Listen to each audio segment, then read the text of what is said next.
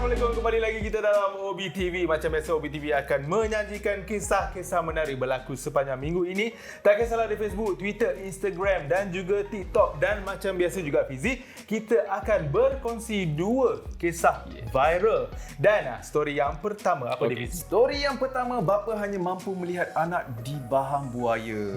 Dan story yang kedua? Dan story yang kedua mengenai 3 pelajar dikenakan hukuman mati sebab sebarkan filem daripada luar negara. Negara mana tu? Negara mana tu? Saksikan OBTV. Okey guys, untuk berita OBTV yang pertama, baru-baru ini kan Fizi, tular satu video mengenai seorang lelaki mengalami kecederaan parah ketika cuba menyelamatkan anaknya daripada di bahang buaya. Insiden ngeri itu dipercayai berlaku ketika dua beranak ini sedang berkayat di markas operasi pasukan gerakan marin Lahad Datu Sabah. Okey Ash, turut kelihatan dalam video viral tersebut di mana badan bapanya memang teruklah kesan gigitan buaya. Ish, nampak daging, nampak darah, ngeri lah saya tengok. Selepas beberapa hari insiden ngeri itu terjadi, seorang pengguna TikTok itu Adrian Eddy berkongsi detik dirinya menziarahi bapa mangsa Morehan di kediamannya di Lahad Datu Sabah. Selain memberi kata-kata semangat kepada lelaki itu, Adrian Eddy juga turut memberi sumbangan sedikitlah berbentuk wang kepada bapa mangsa ni lah. Kalau tak mampu untuk memberi sumbangan yang besar, sedikit pun jadilah Untuk kan? meringankan Untuk meringankan beban. Betul. Lepas tu Ash, menerusi perkongsian tersebut, Adrian memberitahu meskipun si bapa sedih dengan pemergian anaknya, namun mereka menerima takdir lah. Menerima takdir kehilangan orang yang tersayang. Dan malah si bapa turut menyimpan hasrat untuk bertemu anaknya di syurga. Dan bila kita lihat dekat ruangan komen, rata-rata netizen menyampaikan doa buat mereka agar tabah dengan ujian yang dilalui. Betul. Kita daripada OBTV pun mengucapkan takziah kepada keluarga mangsa. Semoga keluarga mangsa diringankan segala beban dan juga dipermudahkan segala urusan. Okey guys, untuk story yang kedua, seperti mana yang kita tahu, negara Korea Utara mempunyai pentadbiran yang agak tertutup. Betul. Bayangkan kalau rambut macam ni, semua lelaki rambut macam ni lah. Semua kena sama. Kecuali botak lah. Kalau dah botak tu lain, nak buat apa lah kan. Betul. Dan juga setiap rakyat mereka berhibur dalam negara itu hanya digunakan saluran hiburan yang juga telah ditetapkan dalam negara Korea Utara itu sendiri. Apa-apa hiburan yang telah disediakan oleh negara itu sendirilah kan. Betul Fizi. Okey, bercakap mengenai hiburan di Korea Selatan, tahukah anda baru-baru ini 3 orang pelajar dari negara Korea Utara telah dikenakan hukuman mati oleh pihak berkuasa negara tersebut selepas ditangkap menonton dan menyebarkan koleksi drama dari Korea Selatan. Ish, serius betul tu Itulah ketiga pelajar berkenaan didapati bersalah selepas difahamkan menonton dan juga menyebarkan kandungan drama secara besar-besaran sekitar awal bulan Oktober tahun ini Fizi. Untuk pengetahuan anda, undang-undang dia ialah sekiranya terdapat individu yang menyebarkan atau mengimport bahan audio visual daripada luar negara masuk ke dalam negara mereka, mereka akan dijatuhkan hukuman mati. Yes. Jangan main-main Fizi. Betul. Dan kalau korang nak tahu, sebenarnya undang-undang ni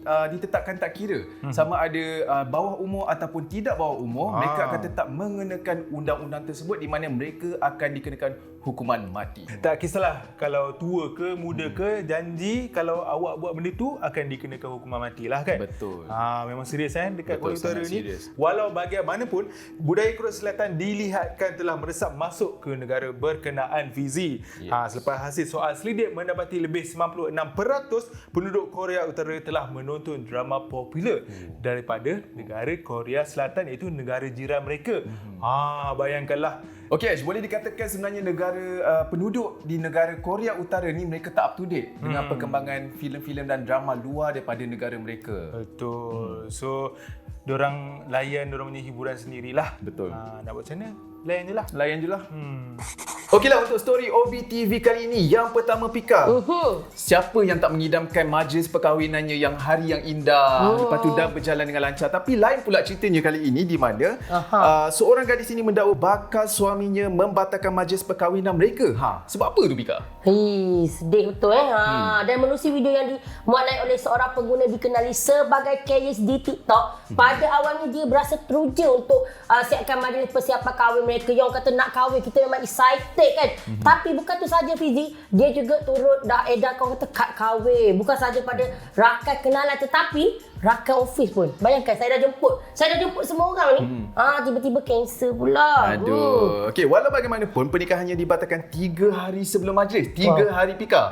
Nak dekat dah tu kerana bakal suaminya akan berkahwin dengan wanita pilihan orang tua. Video yang meraih lebih 12 juta tontonan itu turut memaparkan wanita itu sedang membakar foto pre-wedding serta kad jemputannya, Pika. Wah, kalau saya bukan bakar tu je. Sekali dengan bakar suami tu saya bakar. Gitu kan. Bahaya tu, Pika.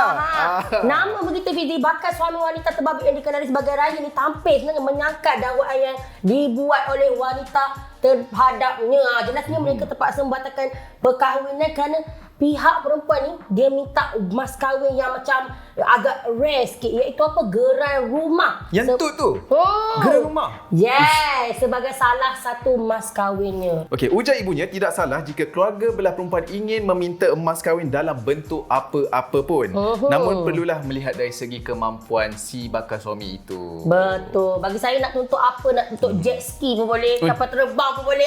Jadi mampu kan.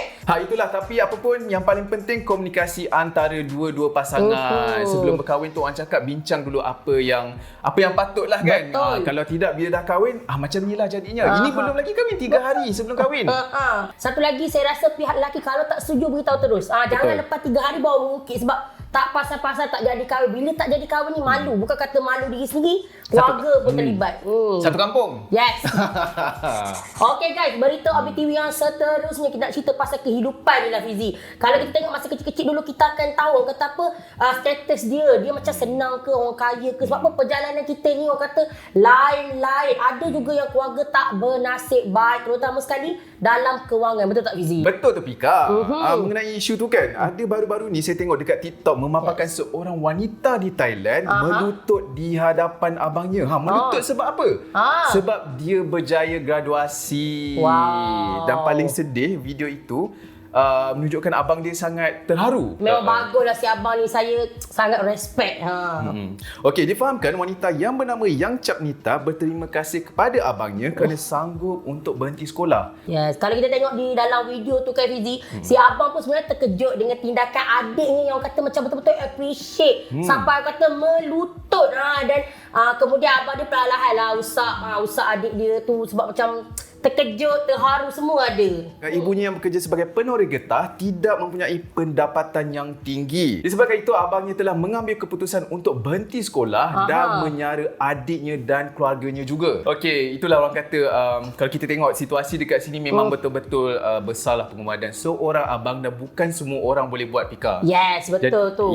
Bukan senang lah. Jadi, kalau orang kata bila orang tu dah, abang kita sendiri sanggup buat perkara macam tu, tolonglah hargai mereka. Betul, dan saya harap adik tu nanti kau kata apa, jangan lupa jasa abang. Bila lupa lelaki-lelaki dicintai, tiba dah lupa abang.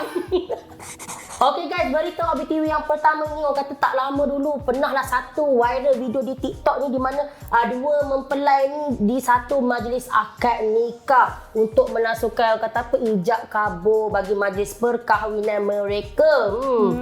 Dan apa yang mencuri perhatian netizen adalah kegigihan pengantin lelaki yang sanggup melawan sakitnya dengan berada di majlis walaupun berada di atas katil. Walau bagaimanapun ira perkahwinan itu tak kekal lama. Sebab apa? Sebab si suami kini sudah meninggal dunia. Innalillah. Allahu Akbar. Dan menerusi kisah yang dikongsikan, wanita yang dikenali sebagai nama Marha selamat mendirikan rumah tangga pada 12 November 2022 lalu.